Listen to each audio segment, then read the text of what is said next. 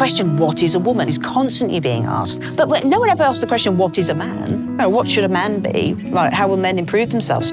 How do we seek each other's good? How do we submit to each other and not have this competitive zero-sum thing? Whereas if you have something good, I can't have it. If you are empowered, I am disempowered. Because it just feels like that's a deep misunderstanding of what we're made for. It sounds like a generalization, but it's also there in the statistics. It's there in the loneliness. It's there in the suicide. Hello and welcome to The Sacred.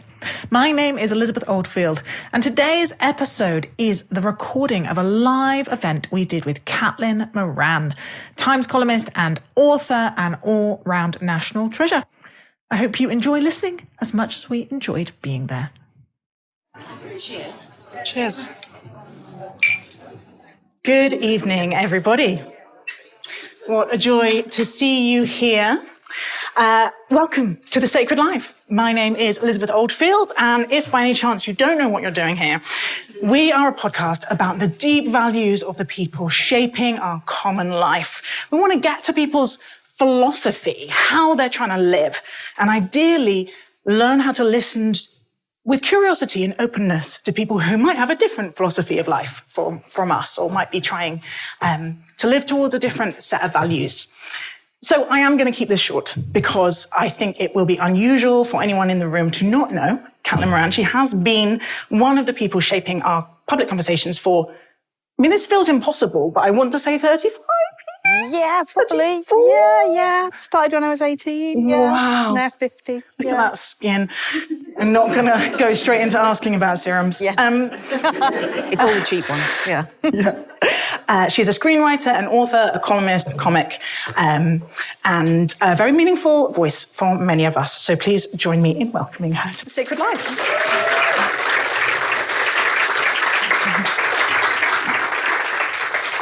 And we're going to go deep immediately. I want to get at your values, the things you're trying to live by. What is sacred to you? Right, so I had to look at the word sacred just to make sure that I got this clear. It's possible I'm not using the official definition. Yes, yeah. But I got the gist. There's two things. The first one is I just really, really want to make people feel better. That is the main thing that I'm trying to do in everything that I write. And sometimes it might not be apparent because I'm using humour or like the stories that I'm telling, but I just have such a profound need to make people feel more comfortable in who they are.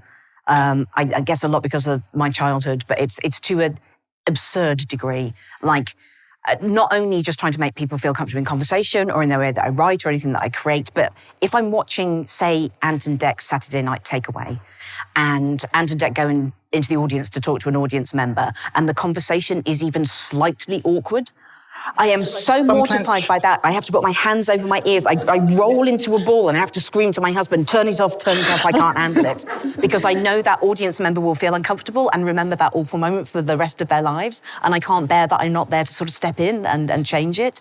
So so when I first started writing about feminism, it was just at a time when the late 90s, early noughties was such a profoundly uncomfortable time to be a woman. The tone around the way that we spoke about women, even in women's magazines, was so dismissive of women.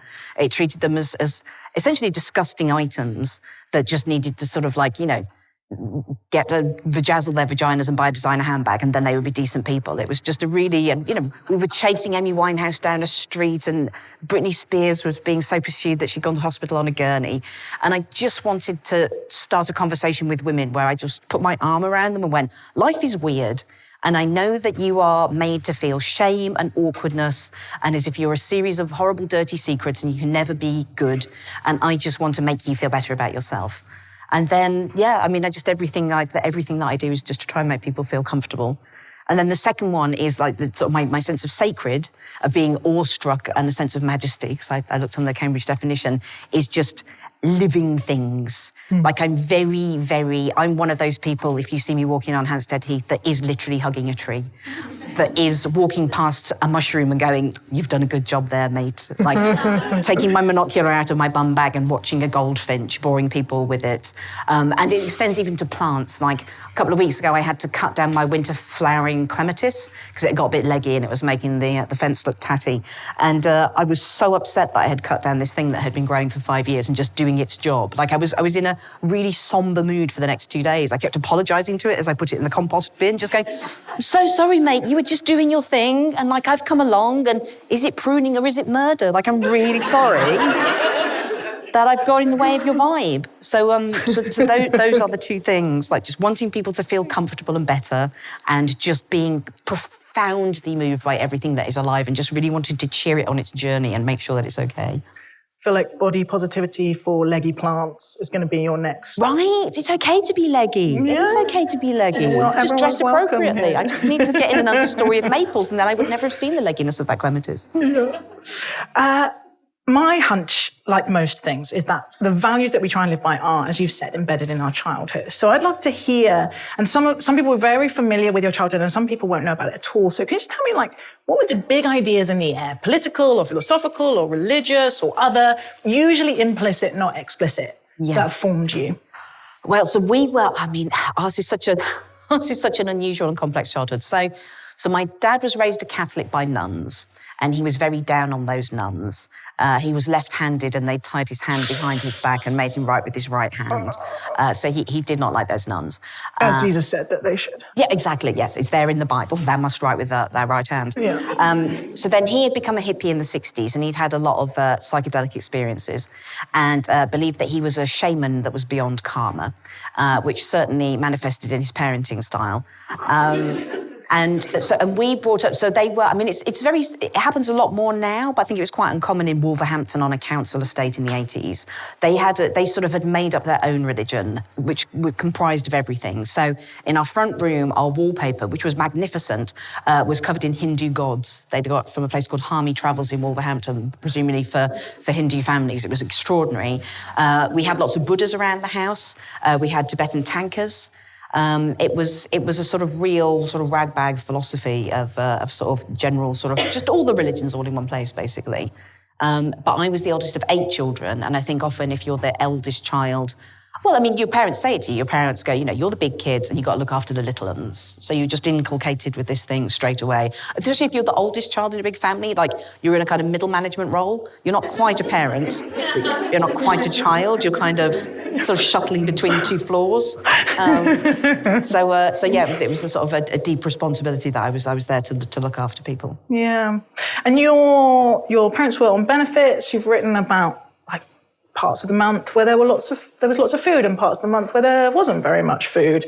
Yeah, it's very common, I think, for people who like sort of have precarious incomes. My parents were on benefits, so sort of like at the beginning of the month when we get the disability benefit, my dad would go to the wholesale market and buy a big crate of apples and a big crate of oranges and a big crate of grapes, and so we would just gluttonously feast on these. It was like, while they're here, eat them. And then everybody would have terrible digestive problems. And then by 2 weeks later, there would be no fruit or vegetables left in the house. And often all we had left was a big sack of flour, and we just made chapatis out of it. So I know all the great techniques for making sure that a chapati is as tasty as possible, which is you spear it with a fork as many times as possible, and then put on as much margarine as possible to make it fatty and carby at the same time. So yeah, we'd go from sort of like having too much to just having nothing at all. And there was one period between the ages of 12 and 13 where I literally only had 3 pieces of clothing. I had a shirt of my dad's, which was patched, a skirt of my mum's, which was patched, and instead of a coat, I had a dressing gown that I bought at a jumble sale. And if I needed to wash my clothes, I would have to wear my dad's Damart thermal underwear while it was washing and drying. So it was, we were very, very poor. We were just comically Dickensianly poor. I realise this is this is the kind of thing that you unpack over many years, and it's a hard thing to summarise, but how do you think that experience has formed the person you are today? I'm just aware of how vulnerable people are, but also even if you're physically and financially precarious, that there are other things that make things tolerable. And so for all the sort of bad and difficult things that were happening in our family was very verbal and it was very cultural. And the way that the only present you could give someone in our family was to make a joke or say something beautiful or to have found a piece of knowledge that you could share. We're all still very like, oh, I've just found out something. Like this week I was on the phone to a couple of my sisters and I was like, I've just found out the first novel that was ever written in the world wasn't Defoe. It was written by in the 11th century by a Japanese woman. So that was the first ever novel that was written in the world. And at the same time, the first ever autobiography that was written in the world was written by a woman who was in the same court at the same time, who was a rival of the world's first novelist. They hated each other, but one of them invented non-fiction and the other one invented fiction. And that's the kind of thing with my, that's how we communicate. That's the value in our family. We want ideas, we want words. If you find a word, finding out that, I can remember the day I found out the word shagreen, which is a type of suede fabric. And we all just knew this word was beautiful and we just spent all day just saying shagreen to each other. Shagreen, it was like a treat. So and jokes. So that was so even though we were poor in physical items, we were rich in language, and culture was there. We went to the library every day. The television was on. We were watching films. We were watching TV. So even though we didn't have much stuff, the amount of ideas that were coming in the house, the value that was put on learning something or entertaining someone and giving that to someone as a present is something that I really value. I read a beautiful thing you said, because you were homeschooled from 11, yes, or deschooled or unschooled, it might be called now, and being in the library every day, and your dad said that he felt rich because, look, we have access to all the world's knowledge. Well, and that was 100% the best thing about their parenting. Because with a lot of homeschooling again is more popular now. We were outliers in so many things. We were sort of outliers in making up our own sort of religion. We were outliers in all these things. But yeah, that was his thing. It was that the state had come up with this brilliant thing in the post-war that even if you personally didn't own something, the country was providing for you. That kind of like the country itself was rich and that this was what you could tap into. He was a trades unionist. He was a Labour voter all of his life. He made it very clear to me that I should always vote Labour. His specific instructions were, you vote Labour or you'll see the boot mark. You'll see the imprint of my boot mark on your arse as I kick you out of this house. So it was like, that was his way of recruiting for the Labour Party. Wow. Clearly very effective. Yes. And they were a bit apocalyptic in their vision of the future? Well, yeah, I mean, so many people were in the 80s, weren't they? Like, kind of like the talk was of the Cold War and of impending nuclear disaster. So, but my parents were very proactive in wanting to avoid complete nuclear annihilation and had come up with a very solid plan, which was that at the first time that we got to know of the nuclear bomb impending, we would all get into our Volkswagen Caravanette and drive towards Wales, where apparently we would live in a hedge on a handful of rice a day. This was my dad's big plan. He was like, man can live on a handful of rice a day in a hedge. Raw rice? Yeah, apparently that's all you need, and like the gleanings from the hedgerows, I guess. But the fact that the top speed of the Volkswagen was 37 miles per hour, whereas as far as I'm aware, the speed of a nuclear missile is over 8,000 miles an hour, suggests that we might not have outrun it anyway.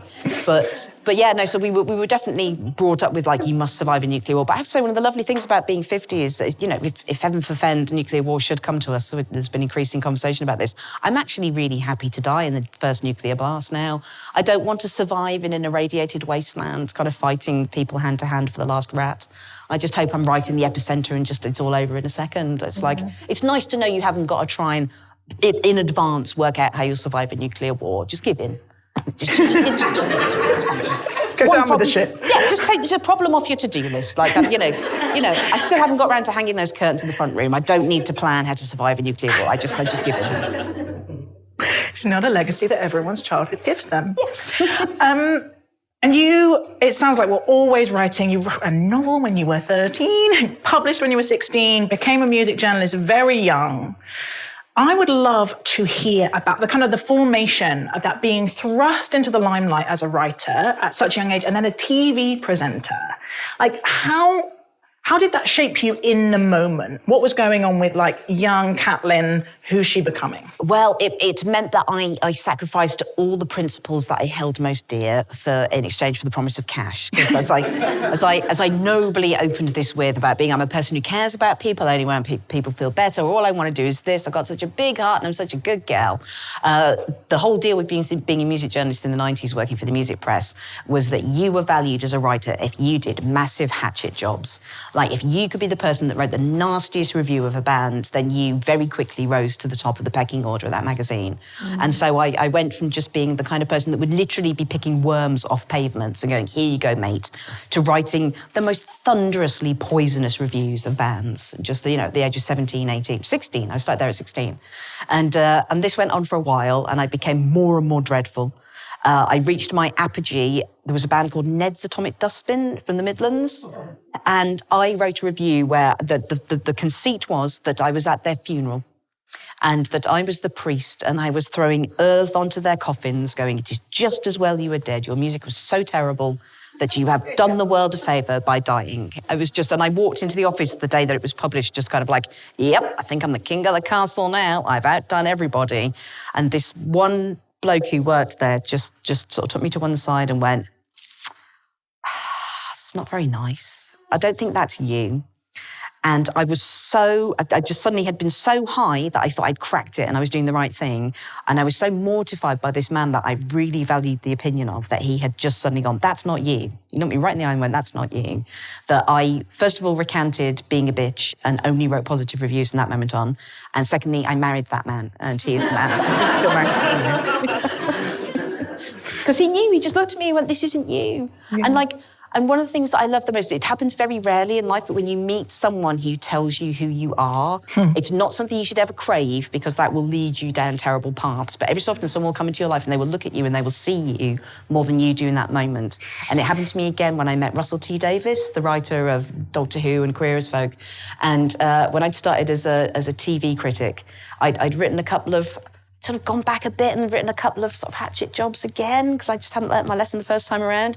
And he came up to me at a party and went, do you know what you are, darling? You're an enthusiast. What you do best is you point at things that are wonderful and you explain why they're fabulous. That's what you are. And he kissed me on the forehead like Glinda in The Wizard of Oz. And I was like, okay, I have learnt this lesson now. Okay, this is what Russell sees in me. That is what I'm going to do. And I think, since I've doubled down on that, I think it's such an underrated thing in our culture, particularly at the moment, to just give yourself the job of pointing at the good things and explaining why they're great.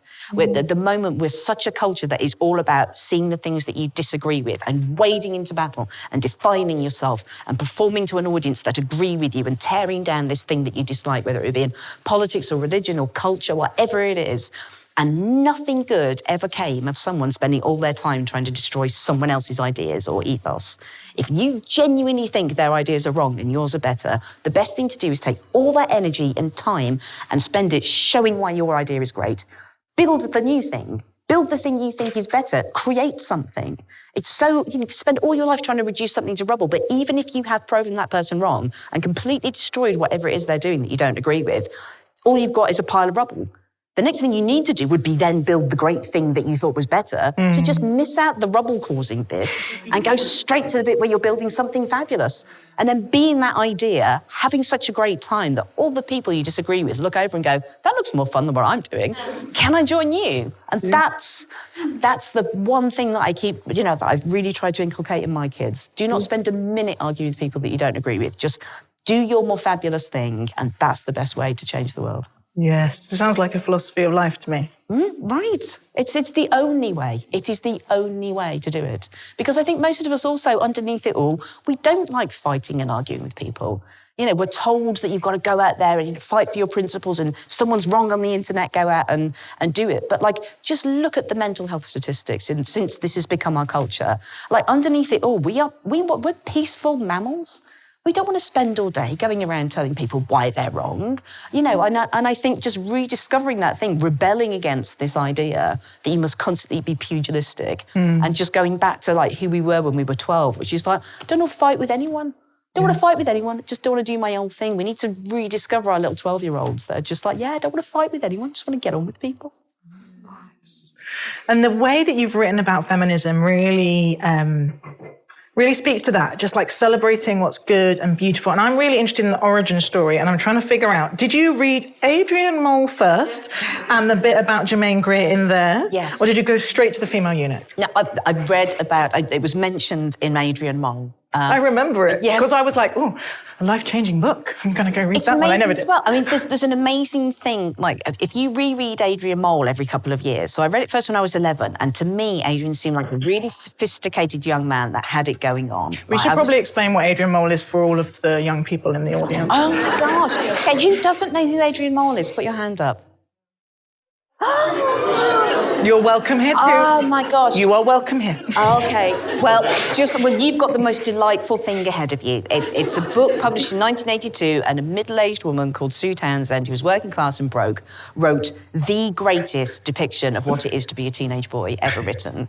And if you've ever read James Joyce's The Portrait of the Artist as a Young Man, it's like that, but with gags. Like, it's just... He thinks he lives on a council estate in the Midlands, and he just thinks he's an intellectual and he's slightly better than everyone else. So it's just this brilliant, peevish adolescent tone. The little phase that everybody goes through in their teenage years, they're like, no one understands me, I shall be a poet. It's absolutely fabulous. But yes, the inciting incident in that is basically his life is pottering along fine, and then his mother reads The Female Eunuch, and suddenly his whole life explodes, and he's trying to deal with it. So I read about it, and I was like, wow, okay, this is a book that makes ladies' lives explode. I'm going to get this out of the library.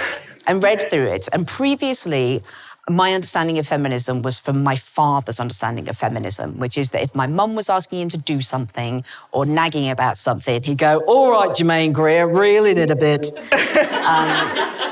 And the whole idea that I had of feminism, which is very negative and just women being really angry, as evidenced by, you probably played a variant of that game, the name game, where you pull names out of a hat and then you have to mime it in a sort of party game.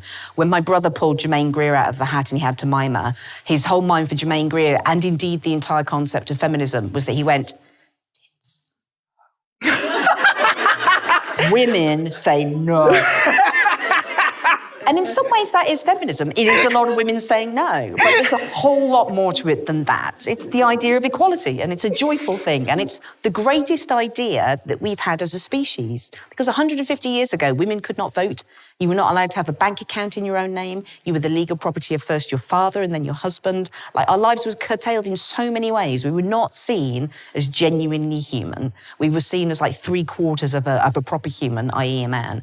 And in 150 years, that's changed so absolutely that we can now, be rulers of countries. We can go into space. We can run these companies. We can show our art. We can be fully realised human beings. And all that happened, the biggest revolution that's ever happened in human consciousness. And it happened without an army, without a bullet being fired, without financial resources. It was just from conversation. And there's no such thing as a professional feminist. When I first started writing about feminism, I presumed that I would have to read 5,000 books and I thought feminism was a science. Like it existed and I could look at it through a microscope. And it was like a chemical formula of rightness and wrongness. Like, this is feminism, this isn't. And it's not. It's just a cultural thing. There's no God of feminism. There's no Bible of feminism. It's just hundreds of women, thousands of women, and some men across the world over hundreds of years have just seen a problem to do with being a woman and have gone, this seems like a problem. How could we solve this? And it's this beautiful patchwork quilt. It's a completely crowd-funded thing. No one's in charge of it. It's just whenever there's a problem to do with being a woman, then we can, someone will go, okay, I'm on that. I'm going to come up with a word for that. I'm going to come up with a solution to that. I think women, and also men, and also children, will be happier if we can fix this aspect of female life so that women can feel happy in themselves and contribute to the world. And it takes my breath away that this whole thing has just happened from people just talking. Yeah. It's just the ultimate success of humans. We just talked until the world got better. So I have such a vivid memory of reading How to Be a Woman. And my guess is can you put your hand up if you remember reading How to Be a Woman when it first came out? It was an absolute publishing phenomenon. And for my generation of women, so deeply liberatory, and also really introduced the word muff into common vocabulary. Useful, right? Such an enjoyable way. But what was the experience of that like? Going from being mainly known as a music journalist and a columnist and a TV presenter to suddenly being public feminist woman. It was, I think everyone has this when they're doing something, when you're creating something, that you're only really thinking about writing it. You don't really think about what's going to happen next. in some way, I thought, even though there'd been this bidding war for this thing and the vibe was like, this is going to happen, and it's sort of like, it was such a huge, as it was sort of coming out, there was this real sense of, whoa, this is going to be big. There was also a part of me that just thought no one would read it. Like, I wrote things in there. When I had to do the audio book, like, I wrote it so quickly. I wrote the whole thing in 5 months in this, like, absolutely manic, euphoric state. And then sent it off. And it all went off first draft. I never looked at it. Wow. And the next time I read it, I was doing the audio book. And I got, like, 2 pages in. And I was like, this is so rude. This is so personal. Like, who's the person that would write these things? Oh, it was me. Like, it's so... And there were so many things. There were things about my childhood, like kind of there were a couple of things about my like family and friends that I should not have put in there. It just didn't occur to me. In a way, I just thought that if it was in the book, it would be secret. Like, almost like it was a diary. I guess I'm a diary keeper. I was just like, well, this is my big, big diary. And so when it came out, and it was like a bomb went off. Like, it was nuts. Like, the day that it came out, I went to Waterstones to go and, like, see it on the shelf. And it was at #1 in the charts. They rank it, so it's, like, #1. And because I'd never had a book out before, I just thought, I don't know, it's just this weird thing. I was just like, oh, well, I guess all books go to #1 then. Like, this is, like, what normally happens. Like, I could not accept it. And then I got on the train a week later, and in a carriage, however many people you have in a carriage on a tube, 3/4 of the people in there were reading it. Like, I literally walked in. And then there was a picture in the Sun newspaper of Kate Moss on holiday, topless, with a glass of champagne and a fag reading it. And then someone posted on Twitter, it was like the height of Downton Abbey fame, and it was just like all the women in Downton in their corsets and their bonnets reading it. And it was just, it was bananas. It's really hard to get your head around what it took a very long time, and it was quite startling. It's quite it's quite mind-mangling to suddenly have people running up to you in the street and they know everything about your life. But sometimes it'd be amazing as well. I was on the tube once with my kids, and there's a group of about 10, 14-year-old girls came onto the tube and they went, oh, are you Caitlin Moran? I was like, yeah. They were like, oh, we read your book. I was like, nice one. They went, we read the chapter about masturbation. I went, okay. They went, it sounded so good, we've started doing it. I was like, awesome. They went, and we formed a club at school called Wank Club. Can you shake our hand? And as they got off, I just looked down at my daughter who went, Mummy, what's wanking? And it was, I mean, they were awesome girls. I loved them. Oh, my goodness. I'd love to hear how you, like, my overly earnest and intense way of saying it is, like, how do you think about your vocation? Because it feels to me like it's a lot of responsibility. I asked Peter Hitchens about this, who also has a column, and I said, in some ways, people used to go to church to be told what to believe and what to think. Fewer people do that now, and now I think they go to YouTubers, but for a while they went to columnists. Yeah. And he said, oh yeah, my job is to confirm, make people feel better about what they already think. I'm actually not trying to challenge anyone or change anyone's mind. I am trying to write the thing that everyone's thinking and have them go, I knew I was right. Which is, that's not a surprise. Yeah. No, that's definitely not what I'm doing, no. How do you carry the responsibility of so many people really outsourcing what they think to you? But first of all, you've got to be really aware that is your job. Like most people are busy and they don't have time to think about everything. Yeah. So I feel the job of a columnist is that you look at an issue and then I will give you an opinion and you can either agree or disagree with it, but I've given you something to start a conversation with in the pub or at the school gates or in your family. Like, kind of like, I didn't know what I thought about this, but Caitlin thinks this. What do you think? Do you agree or disagree? But some columns are just fun. Like, I've written one this week about how the thing I'm most scared to be asked in this world of incredibly divisive issues, and we can list them all in our minds now, but the question I'm most scared of being asked is, Caitlin, what do you really think about dachshunds? Because the sausage dog is like, I love them, but I'm also worried about their backs. But I don't want to offend the lovers of the sausage dog. So this is my nightmare. We have a sausage dog owner on our team here tonight, right? And she'll be talking to you later. Okay, I'm ready for that. But most columns that I write are about something that I want to either make people feel better about or change people's minds on something. And I can remember years ago, my husband pointing out to me, that wise man, he told me that I should stop being a bitch, most columnists either go, you should hate this or you should love it. And he was like, there's a really great place in the middle where you can boggle at stuff. And boggling can mean going, how did this start? How did this start? It can mean going, if this continues, what will happen next? Like kind of, it's a really interesting place where you can develop a thing. And 90% of the energy that I put into something, and this comes back again to my core sacred value of just wanting people to feel comfortable and wanting to be useful, is that I want to change people's minds. I want people to, if I'm writing about something, it's something I believe in. And 90% of the energy that I put into a column is making sure that, particularly in that first paragraph, if it's something that I think you disagree with, in that first paragraph, I'm not going to make you feel uncomfortable. I'm going to make such a comfortable open space, and I'm going to try and tell a story or use a metaphor that allows you to look at that thing new. So I'm not going to confront you at all. I'm going to do so much work to make sure that we can both come here and like in all good faith, look at this thing from a different angle. And then I'm going to talk us through it. And it's so much easier to write this is a hateful thing, or this is fantastic column. And the hard thing to do is to try but it takes so much energy to write something where you're not making any of the cheap gags, you're not pressing any of the dopamine buttons, you're not pressing any of the adrenaline buttons. You're just going, let's all be here for a minute. And that's my favourite thing to do, just to sit there and go. And there's been so many letters that I've had. One of the great things about working for the Times is that with my kind of politics and beliefs, the question I get asked the most is, why don't you work for The Guardian?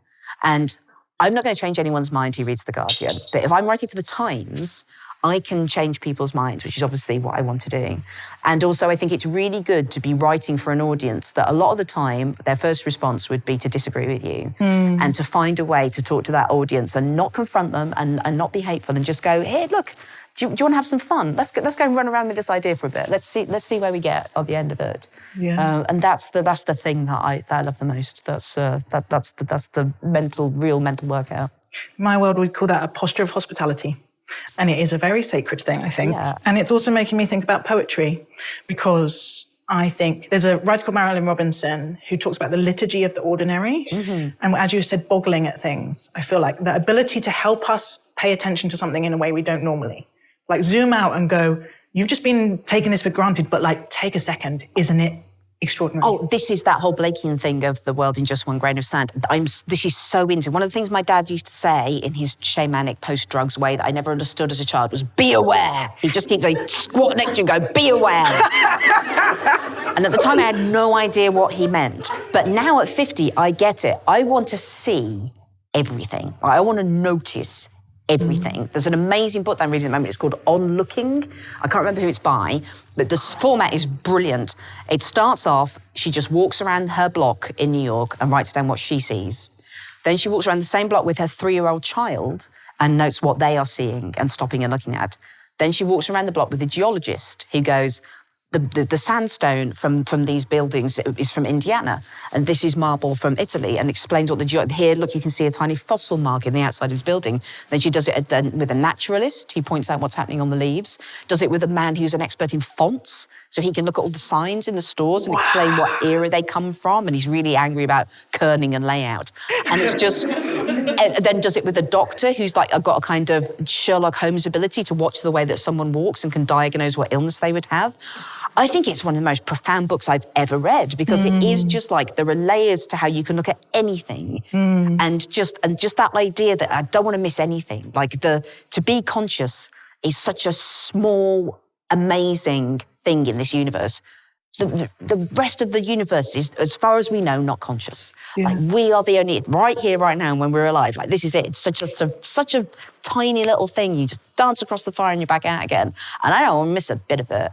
Like I don't want to go to bed every night thinking anything other than I really rinsed my eyes today. I was really looking at everything. I was really thinking about everything. I really noticed it. Because if the world is doing me the fabulous favour of existing, and I have the fabulous joy to be alive in it, I want to make sure I've seen every single bit of it. And that's for me is the perfect day. You just want to have noticed everything. I want to ask about your tone, because I've talked to various people as I've been preparing for this and trying to figure out what it is that makes your voice cut through for so long on so many different topics. And what I came up with, you are neither mean nor belligerent, but you are also unapologetic. Yeah. And to be a woman in public that is neither sort of forced into quite a spiky tone or like grabbing for forms of credibility that are a hangover from a very male-coded world, nor someone who's just constantly nuancing or slightly apologizing or saying, well, maybe I think this. Joan Didion did this. She was just like, this is how the world is. Yes. Where does that, it's not like you went to Eton. Not that always gives you that. But like, where does it come from in you? I mean, I think a lot of it is just luck. Like, a lot of it is the luck of just having a series of really good editors who saw it, like kind of who just let me do what I wanted to do. It's particularly if you're a woman, and particularly if they know that you've got an interesting background,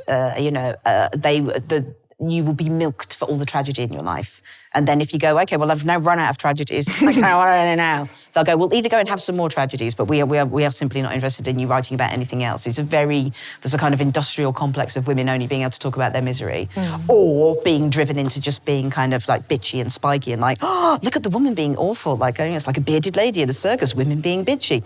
And I've just been incredibly lucky that I've had editors who just one by one all just went, we were just like, we're going to let you do this. And how I got my job on the Times, like I'd won a competition with the Observer when I was 16, the Young Observer Reporter of the Year competition, and they gave me a column for the entirety of the summer holidays, 6 weeks, and they were going to pay me £250 for each of those columns. So I wrote them all off and sent them, and then they didn't publish the last one. They were like, we just didn't have space. And I really wanted that last 250 quid because I'd said I was going to buy my brothers a bunk bed so they didn't have to lie on the floor. And so when they said they weren't going to publish it, I just simply walked to the local newsagents, looked for the next newspaper next to the pile of Guardians, which was the Times, found out their fax number, faxed it from the newsagents with a covering note going, the Observer were going to publish this, but they can't now. Are you interested in it? And by the time I'd walked back to my house, the Times were on the phone and went, we want to give you a weekly column. Wow. And it was only when I was 32 and telling the story for the first time that I realised that that's not how most people get a job on national broadsheets. Yeah.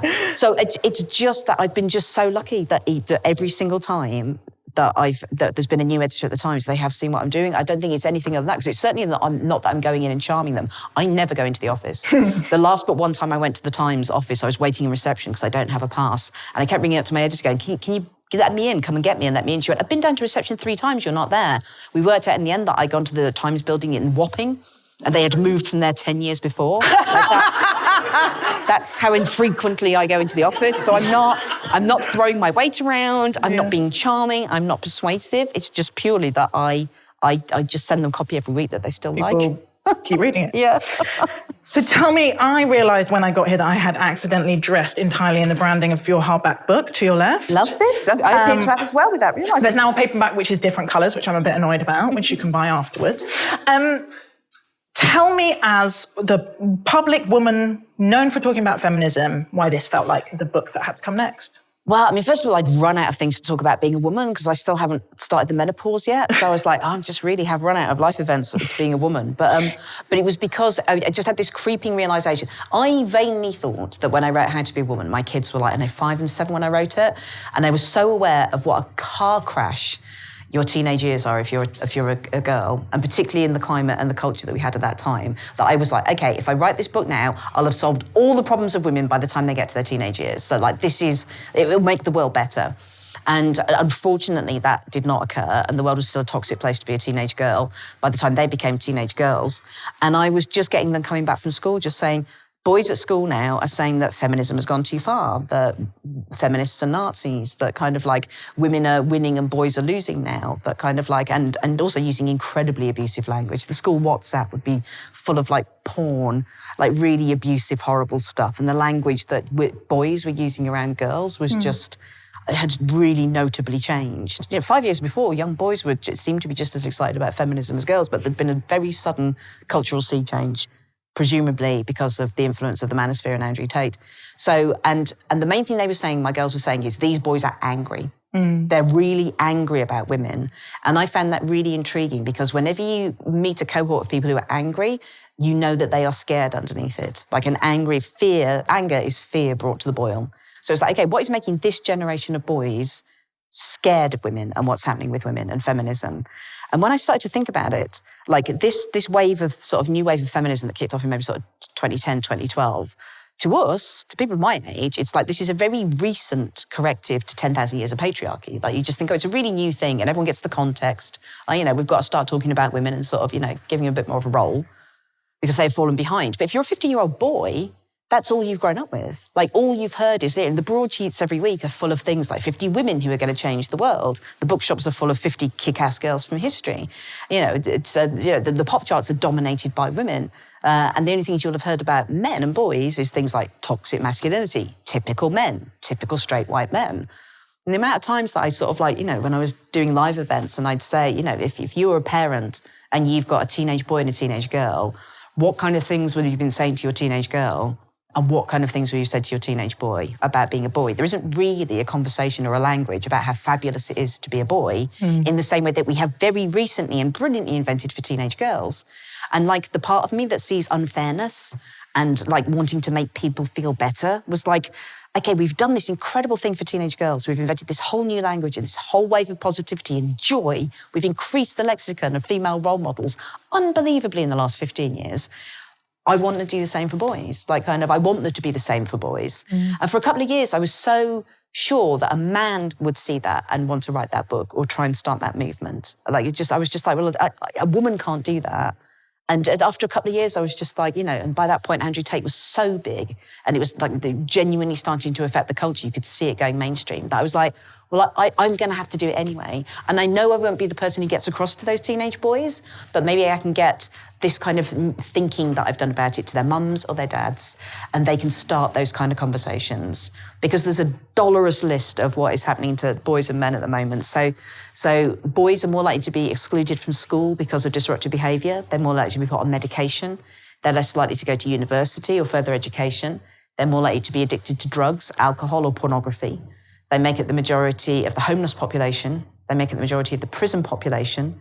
1 in 4 men over the age of 40 say they have no close personal friends. And the leading cause of death for men under the age of 50 in this country is taking your own life.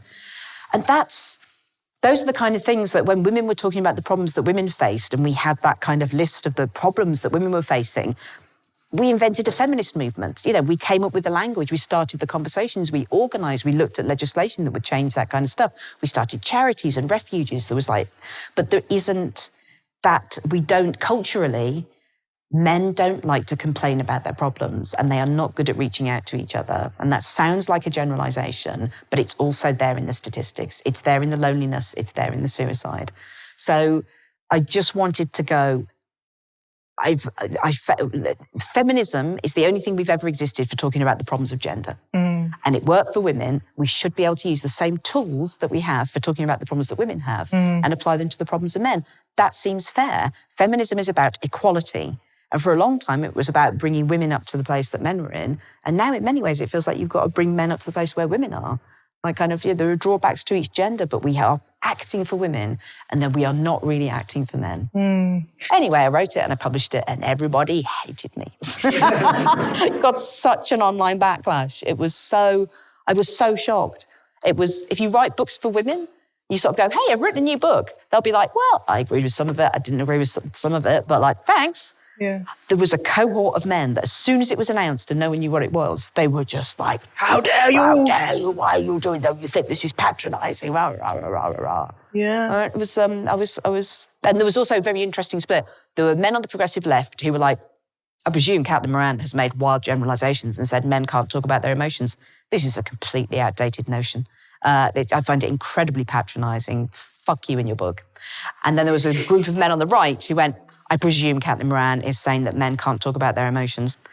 They're not supposed to talk about their emotions. That would make them women. We're not biologically wired for it. Fuck you in your book. And I was like, if you two different opposing cohorts could get together and discuss what is or isn't the kind of things that men should do, should men talk about their emotions or not? I don't know, is a stiff upper lip better? Or do you actually need to talk about your emotions?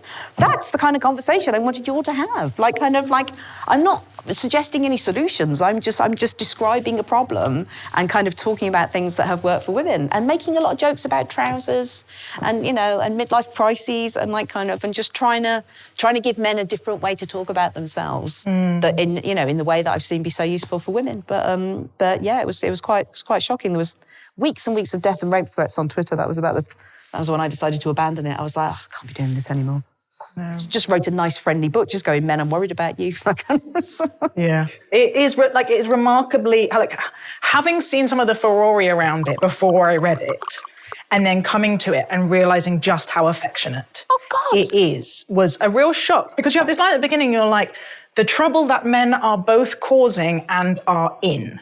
But most of the book is not about the trouble that they're causing. No, it's about the trouble that they're in. Yes. And that sense of like pastoral concern and realizing things like the fact that if you put daddy in front of something, it sounds creepy. Yes. That's not so good for dads, right? The different algorithms and how we are being formed in different directions, and women are being formed in some unhealthy directions, and men are being formed in some really unhealthy directions, and that is like a struggle that they are dealing with.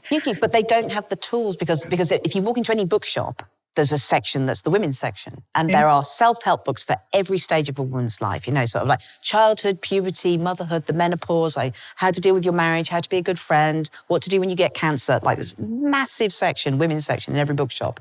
When I started researching this book, I was like, okay, I need to go and read all the books about men now. I'll go to the men's section. There isn't one.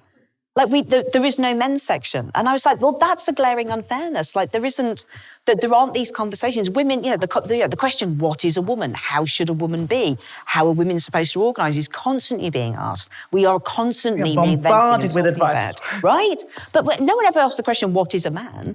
What should a man be? Like, how will men improve themselves? It's just like it's seen as just best not to. Once I became aware of it, I just saw it everywhere. The disparity between the way that we talk about women's problems and the way that we don't talk about men's problems. And then, when adolescence came out and suddenly there was this conversation of, but even that made me upset because so much of it was being framed in terms of boys are evil. And how can we stop them? It's like boys that are turning to people like Andrew Tate and who are acting out in this way.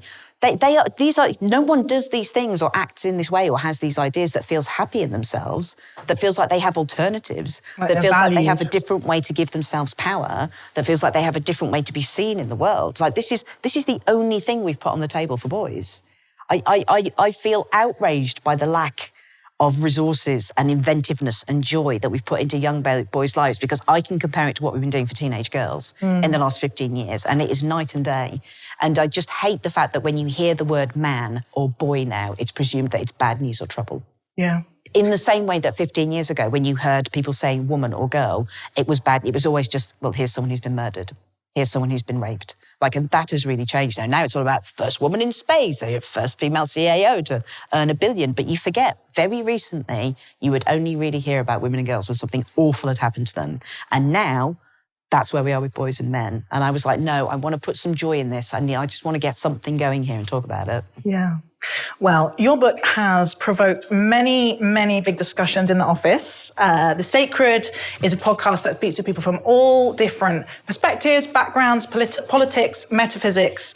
And I'm going to ask my colleague Dan to come join me on the stage because I had a little realization while we were prepping this event that two middle-aged women on the stage talking about the possible challenges for boys and men. We might just want to expand the lexicon. We might just want to expand the number of voices up here. So I've asked Dan to come and, having read the book, ask you some questions, if that's okay. Fantastic. Yeah, so I'm here as the token male. How's it feel, Dan? How's it feel? You're a young man, and my daughters have just started dating young men of your age. My instinct is to immediately ask you if you've eaten.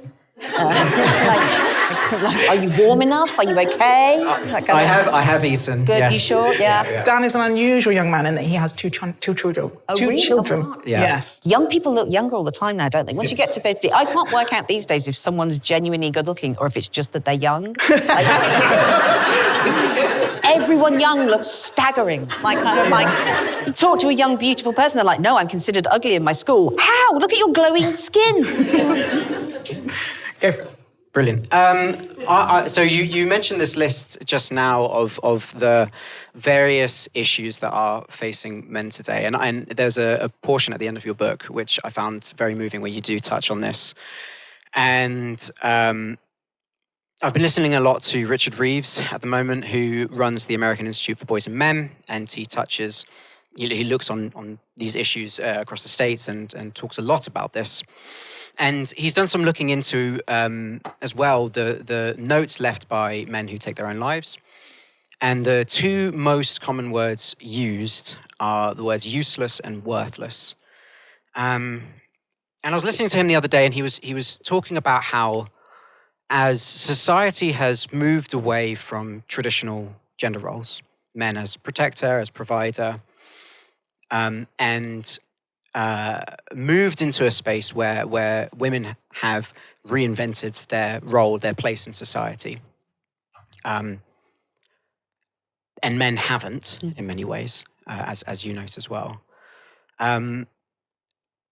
This is largely why a lot of men are feeling useless. This is why they're feeling worthless. And so I guess my first question to you, even though you said you're just prodding and showing where the problems are and not answering or providing solutions necessarily, is how do we allow for men to feel more useful, more of worth in society today?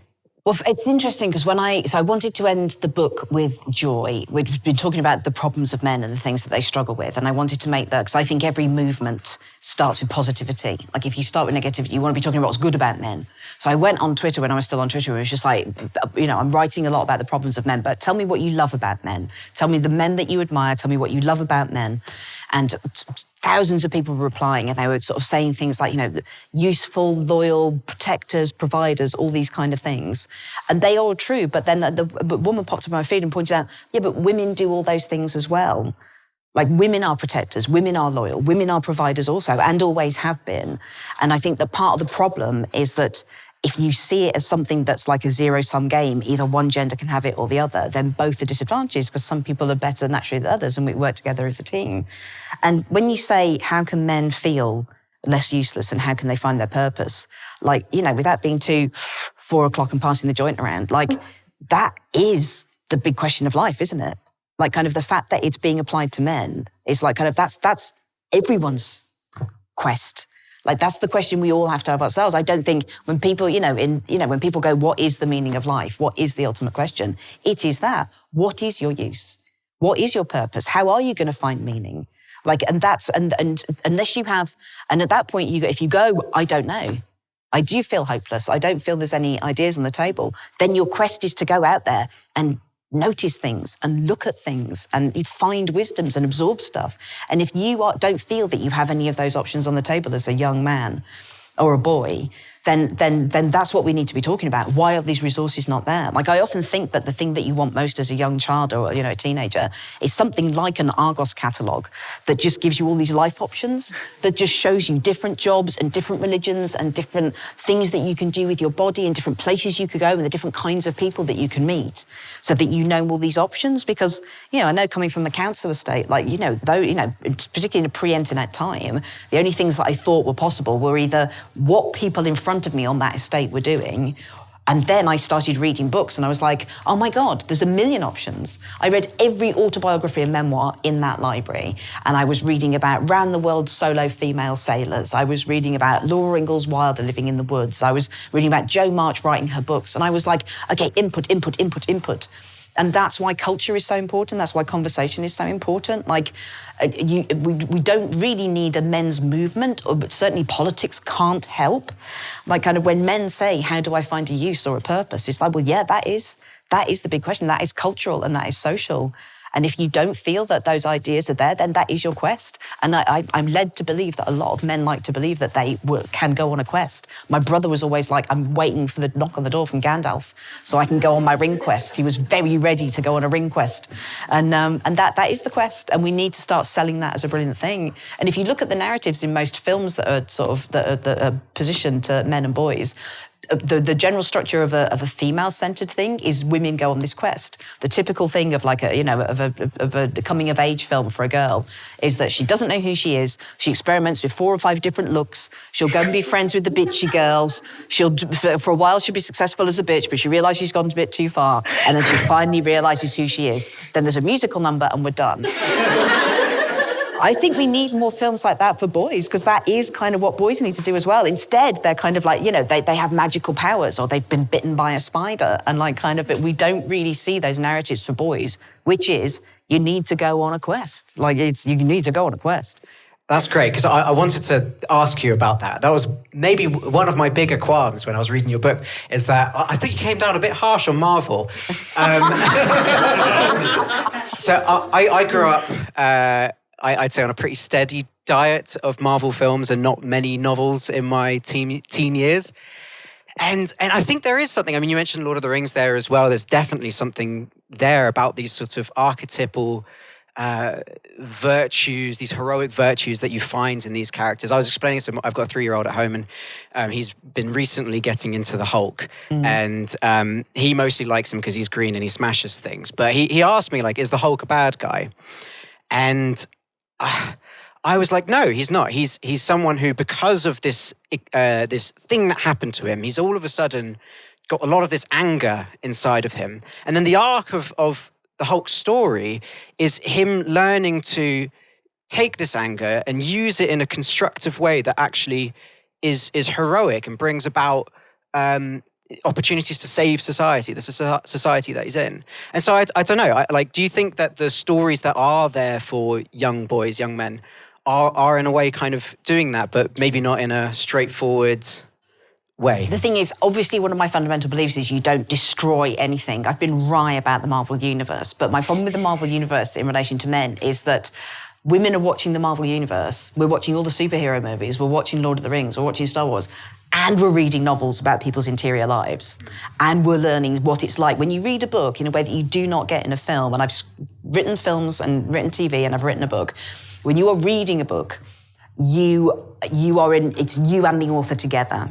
And you have that person's voice in your head, and you are getting to feel what it's like in a way that doesn't really happen in a movie, to what it's like to be another person. And when you've read 50 life stories, it's like you've lived 50 lives. So the accumulated wisdom that you get from reading and reading all these different stories, the kind of things that would never be made into a film, women have got both. Like, we're watching all the superhero movies and we're reading those novels. And it just gives you more tools, which, again, like, that sounds like a mad generalization, but we can see it happening because women are able to have these deep, emotional, empathetic conversations with other people in a way that the statistics on mental health and loneliness and suicide are telling us that boys just can't do as easily. And it's just there. Like, I'm aware that people often go, well, this is a generalization, but it's like the stats are there. Like, when you talk to boys and they're like, just that, there's so many things in that book where you're just sort of like men just going, yeah, my first year at university, I felt absolutely suicidal. And I would go to the pub every Friday with my mates and they would talk about football. And all the time I was just thinking I want to die, but I couldn't find a ramp to tell them to change the conversation from football into talking about how I felt inside. Those templates are not there in male culture. But we can see they're not there because this is the problem that we're having reported back to us time and time again. So have as much Hulk as you want. Also, I do think Hulk has stolen his story from women because the Hulk is a menopausal woman. 100%. Like, he should be red and hot flushy instead of green. That was the one bit they changed to try and throw us off the scent, but we know he's menopausal. Brilliant. It's almost like you read my cards because you've sort of segued onto the next question really brilliantly. I wanted to talk to you about the sort of stiff upper lip. Don't talk about it. Just man up and deal with your problems. Because I feel really conflicted about it. On the one hand, I've been super blessed to have a bunch of guys who I've grown up with who I do feel very comfortable being vulnerable around, talking to. And we've got a good culture of being open and sharing with one another. But then on the other hand, like, there are some days where I'm just like, no, you need to man up a bit and you need to shut up and no one's coming to save you and deal with your problems. And I don't know, I feel like there is a possibility for a synthesis there. Yes. What do you think that is? 100%. Like, I also man up quite often and just sort of like, and deal with my problems. But I think that's a misunderstanding of the kind of emotional conversations that women are having, because often what we're doing is we'll say everything we think and we feel, you share it with someone else, you get it all out on the table, and then your friend is going, well, I don't know, how do you think you're going to cope with it? It's not like you're then sitting there and indulging in your feelings for like hours and hours and hours. They're just kind of like, well, you're picking up the kids in 20 minutes, how are you going to deal with it? You have to be no one's got a stiffer upper lip than a woman. Like, kind of like it's, you are... the stuff that is happening in our bodies every month that no one has a clue about. We are stiff upper lipping it all the time. So it's, women are stoic, but there's a point of stoicism that I find, like, so that one of the chapters is why men don't go to the doctor. And that was triggered by my husband for 15 years not going to the doctors and getting just a very simple basic health check. And when he finally went, it was because his father very suddenly died of a heart attack. And when he finally went, my husband finally went to the doctors. I forced him to go. They found out his blood pressure, your blood pressure is normally supposed to be like, 120 over 80. His was 230 over 128. Oh. The doctor went, you cannot leave the office now. You must go. You're going to go in a taxi. You're going to go home. You need to go to bed. You must not drink caffeine. You need to sign off work. And we're going to get you in for a scan as soon as possible. Like, you could literally die at any minute. And eventually he did get the blood pressure medication and he is fine now. But I was so intrigued to see why it is. This is such a common thing. Like, my sister-in-law's a GP and she said, when a woman comes into my surgery, I say, why are you here? And she'll tell me her symptoms. When a man comes into my surgery, I say, why are you here? He will say invariably, my wife made me come. My partner made me come. So I wanted to research why this was, that men are so reluctant to go and help and care for themselves. And a lot of men said, I'm scared. I think I'm going to be chided and told off. I've left it so long that I'm just worried the doctor's going to say, you should have been here 10 years ago. It's too late. You're going to die. I'm scared of that. But a lot of men were just like, I don't think I should be on a waiting list when women and elderly people and children should be in front of me. Like, I should be stoic, as if there's a hierarchy of mental or physical ill health that men are always at the bottom at. You know, it's women and children into the lifeboats first, like, kind of, you know, and that level of stiff upper lip, like, kind of, no, like, kind of like that is not correct. Like, you need to go to the doctors. So, and when I was doing the research for the book and just talking about men's lives, the phrase that came up most regularly and very unexpectedly was heartbreaking. There were so many instances where men did not value themselves and were too stoic and did not put themselves first, or were condemned in a way we would never condemn women. Like, for instance, the midlife crisis. Like, kind of when a woman has a midlife crisis and suddenly goes on holiday and starts shagging some sexy Italian waiter, everyone's like, Shirley Valentine, you go, awesome, second life. If a man has a midlife crisis and gets a tattoo and a motorbike and, like, forms a band with his mates, people laugh at him so much. Like, it's one of the things you're allowed to take the piss out of as much as you want. You risible arsehole. John Humphrey's getting a scorpion tattoo, you dick. But when you look at this teenage behaviour in middle life, when you go back and look at the lives of these men that have a classic teenage midlife crisis, you usually find out they did not have their teenage years at the teenage time. They were invariably caring for ill parents. They were having to take responsibility over siblings. They were studying so hard, they didn't get to be teenagers. They were suffering mental ill health themselves. Maybe they were a very fat or spotty or ugly teenage boy, and so they felt they couldn't go out and have their teenage times. And so when they finally have this thing of, like, I'm going to do that bit now at the age of 50 or 60, it's like Eric Morecambe sort of say, you know, it's like all the right life events, but not necessarily in the right order. Like, I want to celebrate that. And again, the other big midlife crisis that often happens is that a marriage will falter and a man will marry again and have a second family. And what you hear time and time again is the men going, this time around, I'm enjoying it. Like, this time around, I'm there for the nappies and the night feeds. Like, this time I'm with my kid. And when you ask them why they couldn't do it in that first marriage, they're like, I just work. Like, I didn't think I would be allowed the time off. I felt the burden of earning money. Like, I could not be a father. And that, to me, just seems like societally incorrect, that there are fathers who want to spend time with their children. The whole point is that we're supposed to procreate and share our values and our ideas with our children. And if we've got a position in a society where a whole first marriage has to break up before a man can finally be present for his children, then that's the kind of thing that would make me as a man want to start some kind of conversational movement and go, I want to be there for my kids. That's such a fundamental thing. I don't want to be stoic. I want to be a dad. Thank you so much, Dan. Thank you, Caitlin. Can we give both of these guys a round of applause? Thank you, Dan.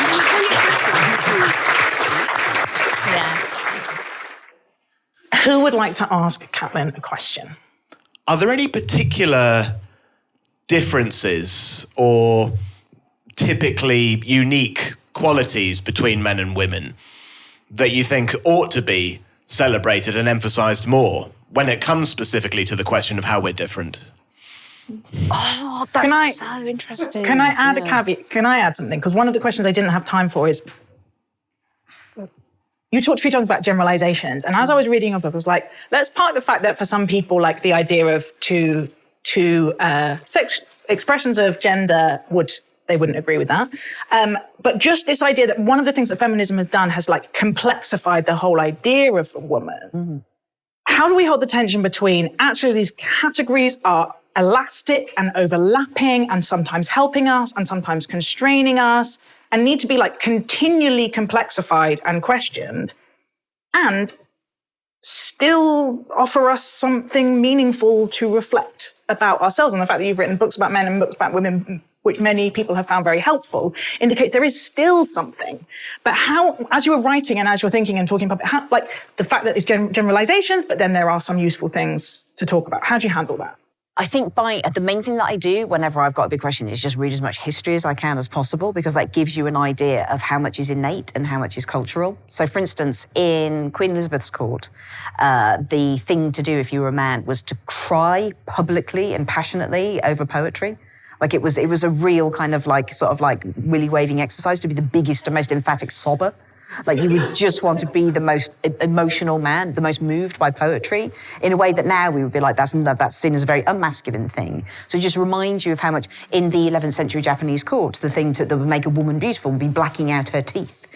So you become aware of like how much these things are cultural. So all I ever want to do is observe what is the culture telling us now. And things like, for instance, going into a newsagent's and realizing that the men's magazine section is called Men's Interests. And generally the magazines for men are about one subject. It's motorbike maintenance, it's keeping budgerigars, it's DIY, it's like kind of like it's men are seen to, in this culture, generally have one overwhelming interest that they will specialise in and that they will be obsessed with. For my husband, it's music. We have 50,000 records in the house. They snag my types. It's all on Spotify. He should stop. The women's section in newsagents is called Women's Lifestyles, and the magazines that are generally sold to women cover everything. Like a woman's magazine will be how to throw a perfect dinner party, here are some sexual tips, here's how to counsel your friend through a cancer diagnosis, here's how to raise your children, and here's how to wear these shoes. And so in the culture we have at the moment, it seems to be encouraged that men will specialise in one thing and women are and will excel in it, whereas women are more generalists who are never particularly good at, never excel in something, but we can cover a wider spread. So that's what I observe. I don't think we can know genuinely if there is any real, huge, massive differences in the genders, because culture is so overwhelming. We are taught from an early age what we are. The key thing that I learned writing this book is that if you talk to teachers who've worked for 30 or 40 years, they have the best overview of what children are like and how things change in culture. And the teachers that I spoke to when this book came out, over and over again said the same thing. Until the age of 6, boys and girls are pretty much the same. They will hold hands, they will hug, they will kiss, they will cry, they will play dressing up games, they love their friends, they will talk about their problems. There's no difference. And then at the age of 6, you hear for the first time someone in that class go, boys don't do that. Boys don't hold hands. Boys don't kiss each other. Boys don't cry. And what the teachers told me is the person who says that invariably is the most fucked up kid in the class. It'll be the boy from an abusive background. It'll be the boy with an absent father. It'll be the boy with an abusive sibling. And that is the most interesting thing that I found in all of my research, that's where the idea of what a man is starts there. It starts with damage, and it starts with the idea of boys don't do things. Girls can carry on doing everything. But boys are told, no, that's not what boys do. And so those are the things that I enjoy exploring. I don't know if we will know an answer, but all we can do is keep observing. And that was a brilliant question. Thank you. My question is about, in terms of, I haven't read your book, my apologies, maybe you've covered this, but about how we can be accountable to each other as men and women and how we can make that a sacred space. That's question 1. And question 2 is about what have you learned about the interior life of men? Because we have a lot about the nuance of, we have the external life of women, and now we've learnt more about what is happening on the inside. So what have you found about the interior life of men in your research? Well, again, it can only ever be what I learnt from the people that I know. But I had spent years, I've been married to my husband for 35 years now, I think, and I spent maybe the first 25 years of that relationship repeatedly saying to him, what are you thinking? No, what are you really thinking though? No, but really, what are you thinking? Like kind of, and I was, because I am constantly thinking, I'm never not thinking. I'm making plans. I'm working out what we're going to have for tea. I'm analysing my friend's childhood. I'm like, I'm just like, there's a million things. At any point, if you ask me what I'm thinking, it would take an hour to describe that minute's thoughts. And so I presume my husband was doing the same thing all the time. So whenever I would say to him, what are you thinking? He'd go, yeah, no, not much, just... I would presume he was keeping a massive secret to himself. That something was bubbling up, there was a second wife somewhere, that he was thinking about leaving me, they thought he was gay, whatever it was. I was like, he's sitting on a cauldron of lies. Like, what is going on here? But nothing came out. And then in the end, we were watching a Jerry Seinfeld video, and Jerry's pacing up and down the stage, and he goes, women are always saying to men, what are you thinking? And me and my husband were tense and like, what's Jerry going to say? What's Jerry going to say? It's like, women are always asking what are they thinking. I'll tell you what we're thinking. Nothing. We're just dogs walking around, working out where we can get a sandwich. My husband wept as if someone had it was like a revelation to him. It was a vindication to him. He was like, see, Jerry's the same as me. We're not thinking anything. We're just walking around. Like, we're not thinking anything at all. So I don't know how applicable that is to every man, but certainly my husband and Jerry Seinfeld are both not thinking of anything much apart from a sandwich. And that is obviously at times they are thinking, but generally they are not the constant 10,000 chicken voices in our heads that women have. They don't appear to have that at all. And as to how to find a sacred space, it's to converse between men and women. I think you've got to. I remember Russell T Davies saying to me that the reason that most dialogue in movies and TV shows doesn't seem correct is that you'll have a character say something and the other one's really listening and they'll respond to what that character's saying.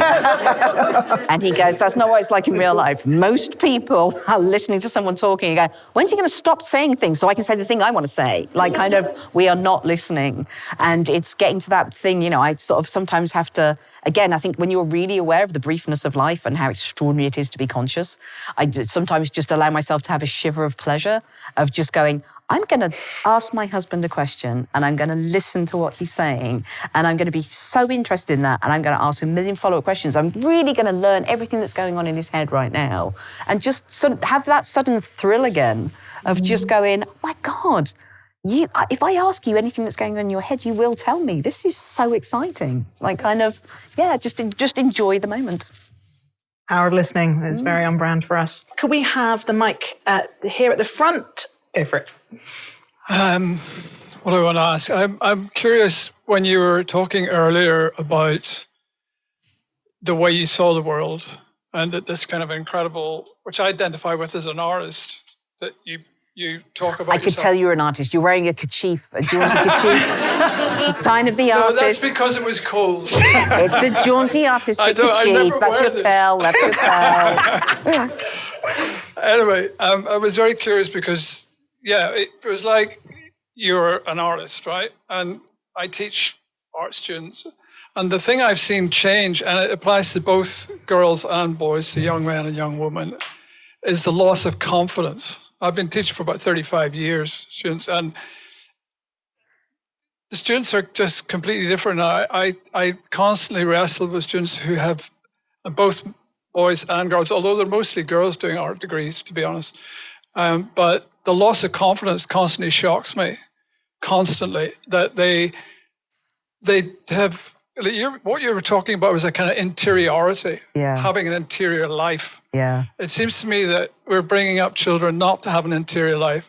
We're bringing them up to be good capitalists and struggle and fight and compete and earn money and blah, but not to have an interior life. And what I see with these kids I'm teaching is that they are terrified when you start trying to draw them into that through experiences and so on. They really, really fight it. And it takes quite a lot of time to get them to realize, like you're talking, to realize something, that they have this interior life that they can shape and give form to and actually manage their lives through.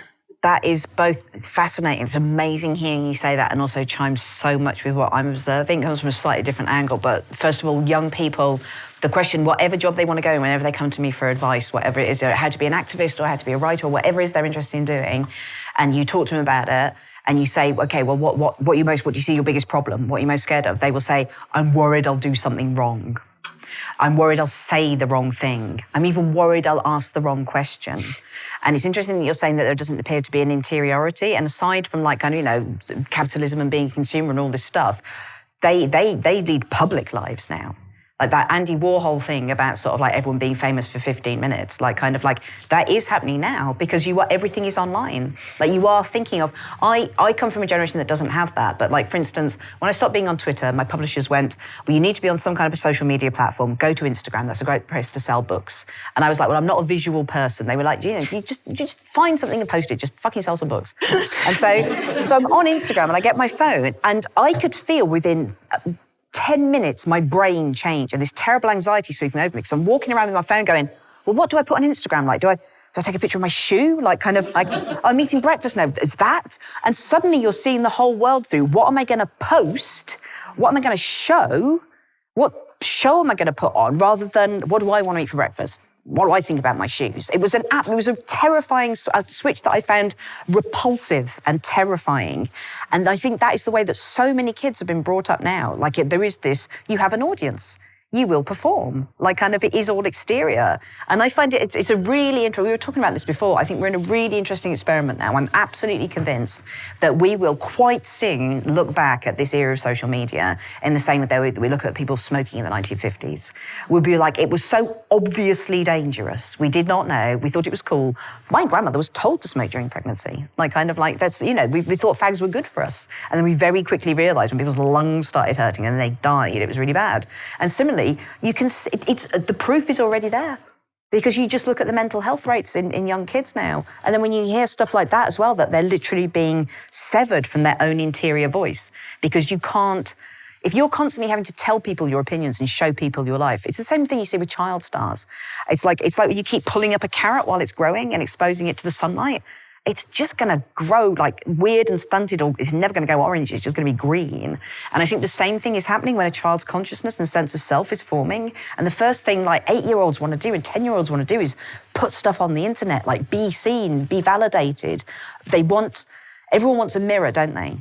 And usually, previously, the mirrors that we had to work out who we were in our relationships. And if you found a good, if you've got a cracked mirror, a bad partner, they will fuck you up. You find a good partner, and that is a true reflection, and that's how we work out who we are. And instead of using interpersonal relationships as our mirror now to work out who we are and our effect on the world, we're getting a billion strangers to come into our heads who don't give a fuck about you and are not generally going to be a kind mirror. So I mean, we can already see it happening now. And, people are talking about government legislation for this stuff, but it's a cultural thing. You don't need to wait for the government to do it. Like every parent that I know now who has children growing up are like, I'm not going to give them a phone. And you just need every parent at every school to go, we're all going to tell them when they start asking for phones, none of them have it. Because as soon as all the parents, if there's 3 or 4 kids, then the kids have got a wedge. It's like, well, Rosie's got a phone and Daisy's got a phone, I should have one. If it's just like none of the kids have got a phone, that's just the end of that. Because to have children severed from their own interior voice it's like something in a Philip Pullman novel, isn't it? Oh, that's a brilliant and terrifying question. Thank you so much. Hi. Sorry, it's very dark here. I really appreciate the part of your conversation, particularly with Dan, where you were willing to acknowledge the depth of, I don't think just the mental health crisis facing men, but also the existential crisis facing men.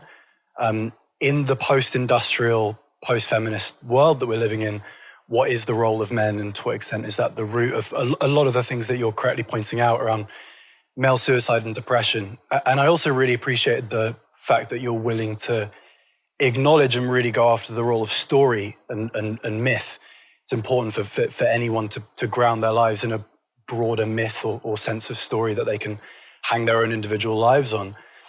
And I guess I was just thinking while you were talking about that, and you were talking about Marvel and Lord of the Rings, if I was a male film director and I pitched the story to the studio saying, hey, I'm going to tell a great story that's going to help young men feel powerful and heroic and like they can provide for the people that they love in their life and overcome challenges, which are all really inherent male characteristics and things that we long to do and be. I was really just thinking about the realistic fact of the cultural space that we're in, where that pitch would get turned down. Or if that movie came out, a lot of people would pan it and say that it was a toxic male film or whatever. And it really got me thinking, to what extent do you think it's on the culture as it stands when it comes to gender issues to give permission to young men to tell and embody those stories and embody those characteristics, rather than feel punished for embodying those characteristics or telling those stories?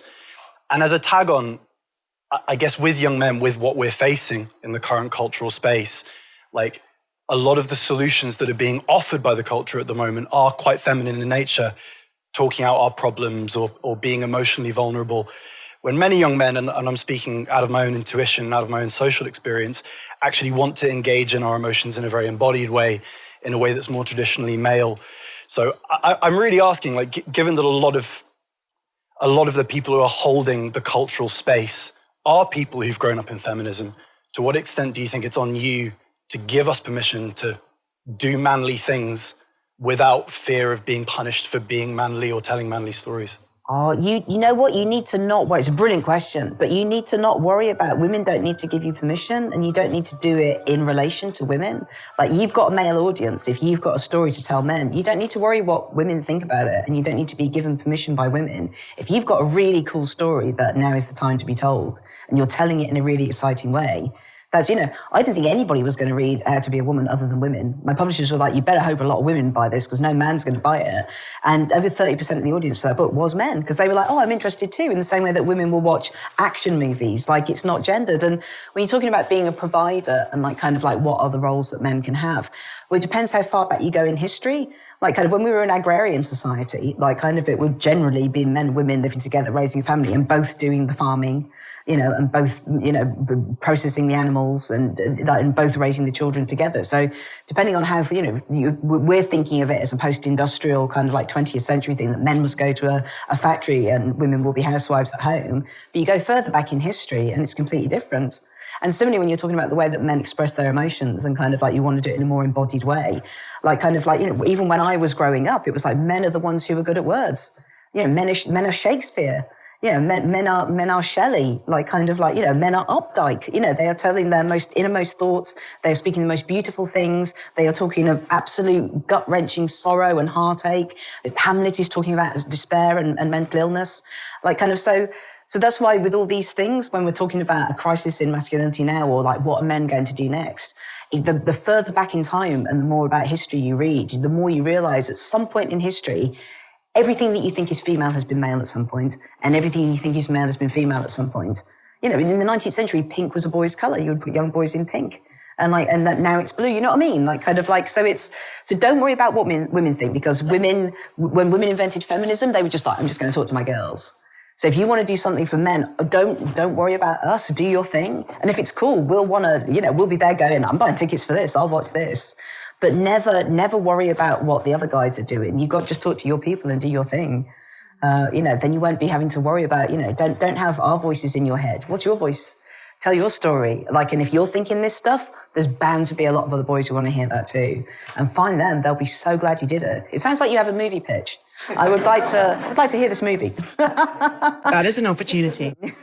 There is an episode of The Sacred coming out in the next month or so with a guy called Joshua Luke Smith, and we have a long conversation about this because he teaches poetry in prisons. And there is a sense that comes out of actually maybe the thing that women can do is just encourage the men who are trying to take this mantle, right? Who are trying to tell empowering stories, trying to talk amongst themselves, and then slightly leave them alone. But we don't need to nitpick. Might not be our preference. Might not be how we would do it. Doesn't matter. Just encourage and empower what looks healthy, and then go back to talking to our girls. Right? Because there is a sense in which male-only spaces are can be a beautiful and meaningful thing. And I'm a feminist and I believe in equality, but more and more I'm I want some women-only spaces. You get some men-only spaces. How do we seek each other's good? How do we submit to each other? How do we cheer each other on and not have this competitive zero-sum thing? Whereas if you have something good, I can't have it. If you are empowered, I am disempowered. Because it just feels like that's a deep misunderstanding of what we're made for, how we flourish, what a healthy society is. In my kind of theological anthropology, how we stay fully human. Sorry, I totally hogged that. No, it was brilliant. I was just yes, tell me more wisdoms. Thank you. We've got time for one more question. Could we go to somewhere at the back, in the dark? Who have we got? Hi.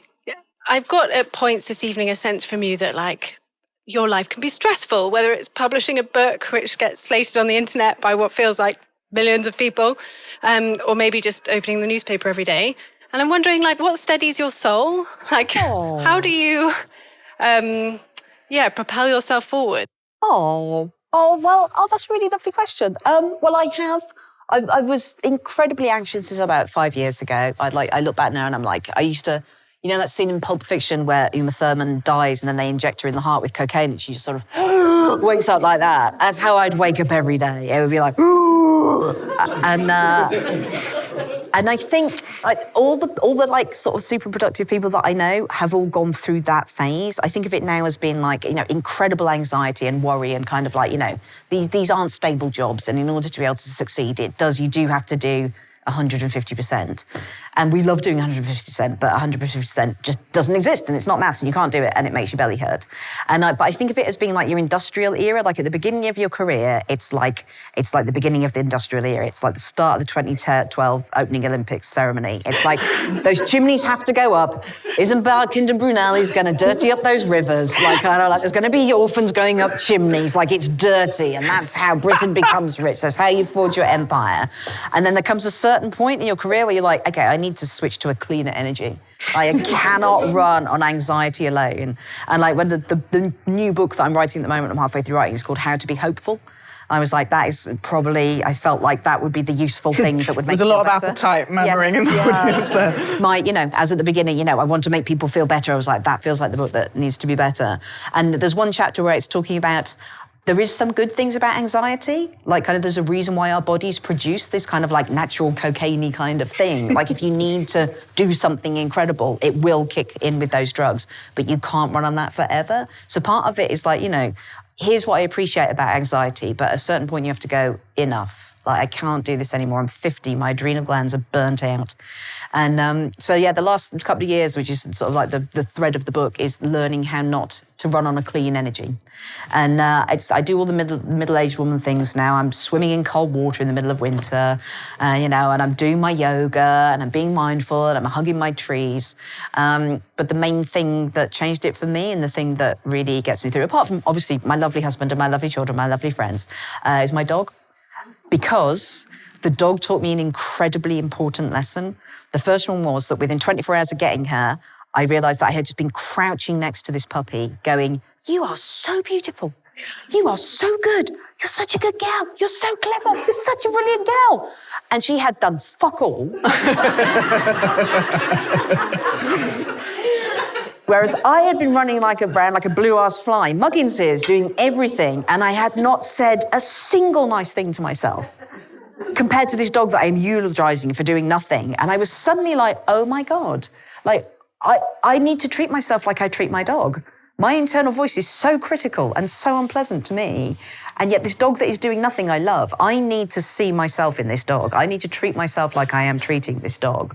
And, a dog, instead of waking up in the morning and immediately panicking and immediately like scrolling through the news and sending 50 emails, I just allow happiness to happen.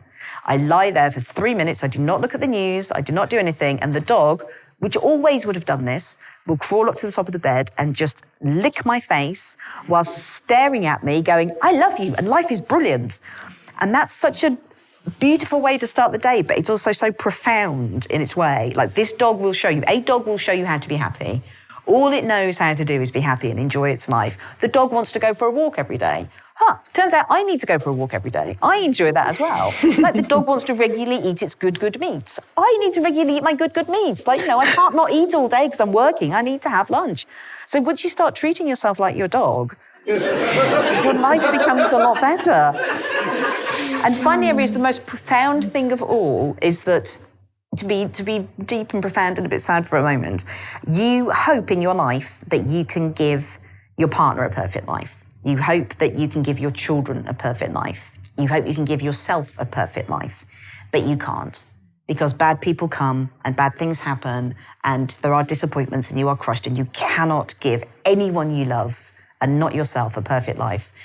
But with the wind in the right direction, you can give a dog a perfect life. It becomes this thing, like you can get to the end of every day and go, I've not let you near anyone bad. You've only heard good things. You've been totally taken care of. At the first sign of illness, you attended to. You were never scared. You were absolutely adored.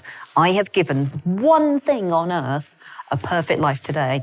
And I find that so satisfying and so profound that I intend to start a small religion on the basis of you need to be more dog. Caitlin Moran, you've been such a good girl. Should we give her a round of applause?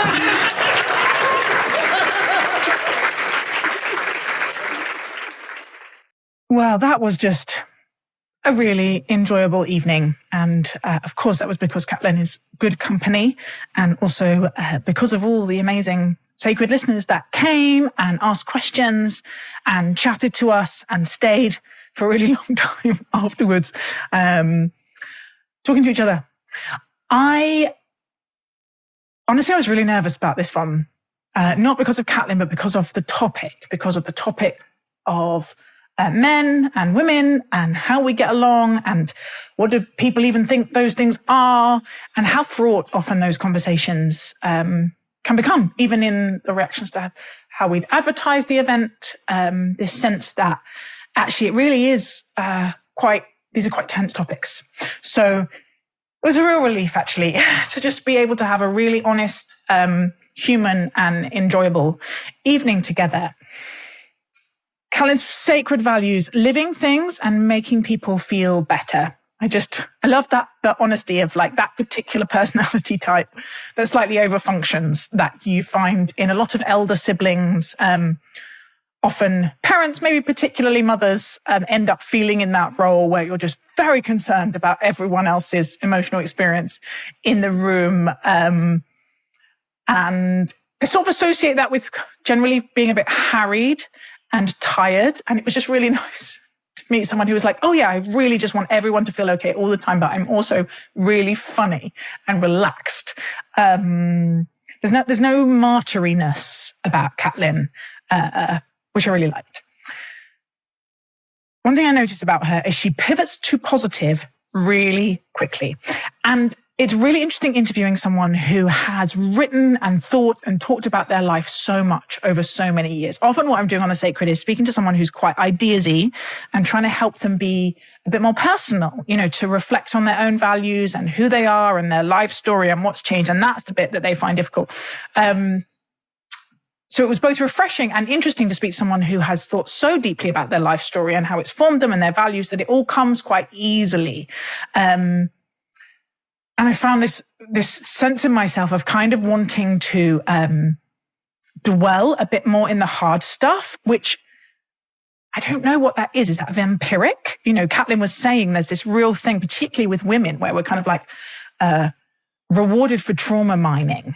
There's something interesting about other people's pain. And Caitlin is very, very honest about, she calls it Dickensian levels of poverty, but also about, she really, I think, wants to talk about what was beautiful about that and what was glorious about her childhood. There's no kind of like desire to be pitied. It was almost like a defense against being pitied. I'm not sure. I was left as an interviewer, just not quite sure. Yeah.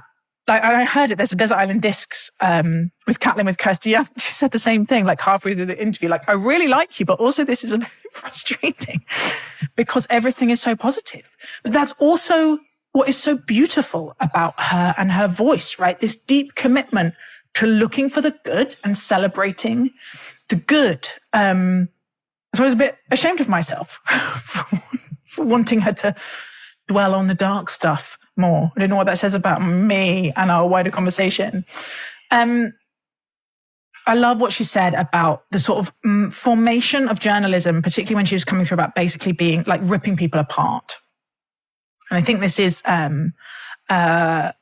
something that like a lot of us experience in our professions, this sense that in order to be a success in our profession, we have to be this kind of person. We have to change ourselves, whether it's in academia, you have to become very distant and ironic and cynical, that you need to be very critical and tearing things down, whether it's in business, there's these kind of scripts for what an entrepreneur is like, there's scripts for what an actor is like, or I guess there's the same for teachers or nurses. I don't know what those are, but the joy of having met someone who said, you don't have to be that. You don't have to conform to this. And I wonder, makes me reflect, for all of us who've been in a career or an industry for a while, kind of what are the scripts that we have unconsciously maybe conformed ourselves to? And is it possible we maybe don't have to?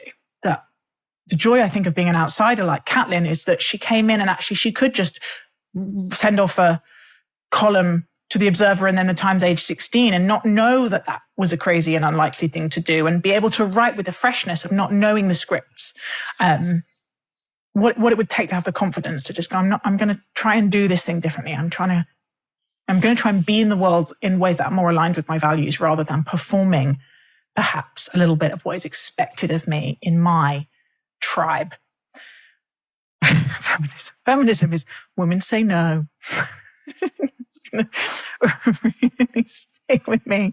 Oh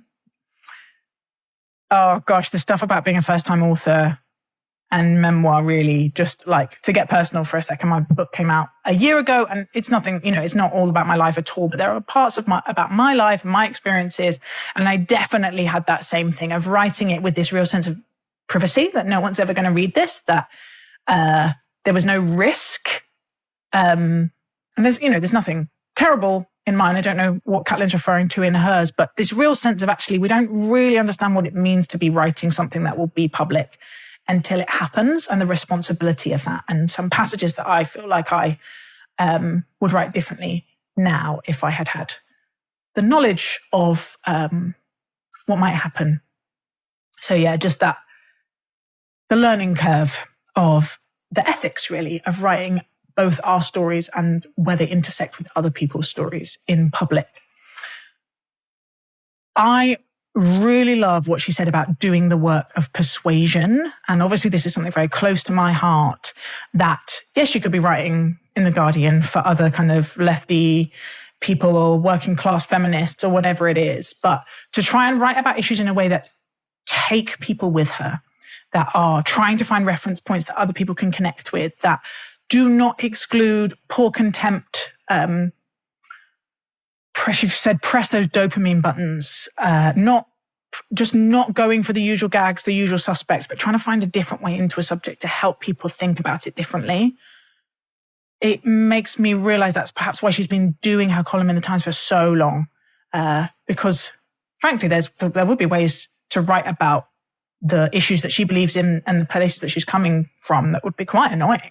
Right? It's like, blessed, there are like earnest and scoldy and virtue signally tones that we all know. Some people can adopt when talking about issues that might be very important. Caitlin doesn't do that. She's doing something more interesting. And I'm sure failing sometimes and sometimes sounding scoldy.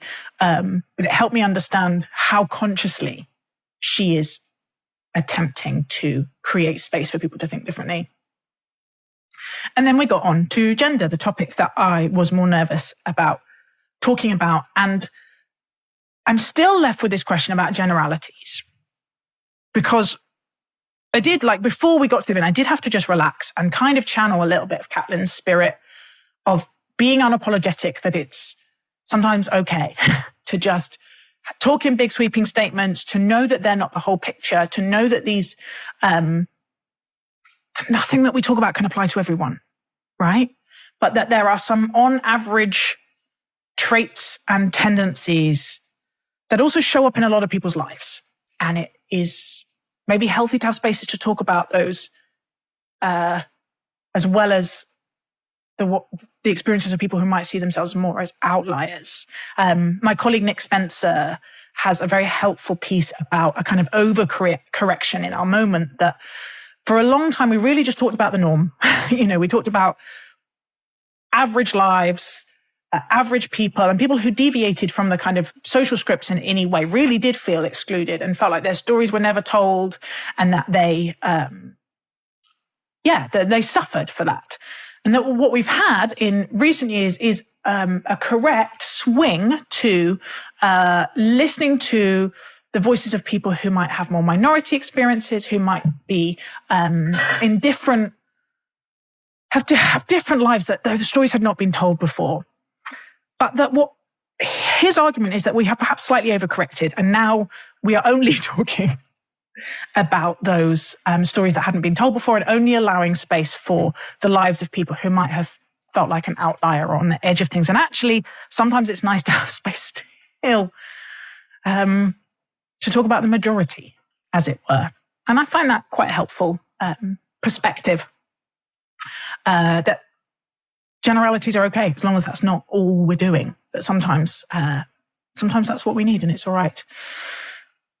One thing I was left with was this question of, are men actually worse off than women now? And Caitlin's very persuaded on this, and most days I am too. But I also think there is a particular moment in the world in which the sense of women's kind of hard-fought freedoms and rights being under pressure again. I was speaking to someone whose daughter is at an elite university in the US, and they said that there is a horrific culture there amongst the young men of saying things like, your body, my choice. And that's a very scary and terrifying environment to be in right now. And so I both want to be talking about the challenges and problems for men, and also not forgetting that it's not that everything is solved for women. It was interesting listening to Caitlin talk about the reaction to the book about men and how just felt like she couldn't win. And there is a sense in which if people were expecting a kind of exhaustive sociological tome about masculinity, that's not what this is. It's a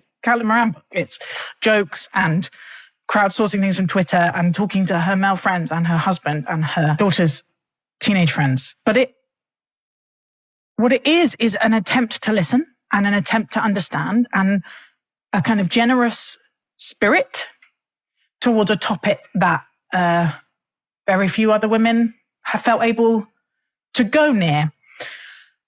And I just have a real respect for that. That it's actually really hard to understand each other. It's really hard to understand each other's experience, to sit down and say, what is it like to be you? What do I not see by virtue of my temperament, background, personality, identity? What are you dealing with? What are you struggling with? And seek to understand. And I think that's what she's trying to do without claiming to be an expert or to have any answers. And I really value that posture. I think there's something beautiful about it. And I'm really glad we had Dan there to ask some questions from a man's perspective as well. Thank you so much for listening to this episode of The Sacred. The Sacred is a project of the think tank Theos, and we have two sister podcasts, Motherhood versus the Machine and Reading Our Times, which I hope that you'll check out. The Sacred production team is Lydia Taylor, Amari Yagandran, Dan Turner, Lizzie Harvey, and we are edited by Drew Hawley. The music is by Luke Stanley, and I look forward to speaking to you next time.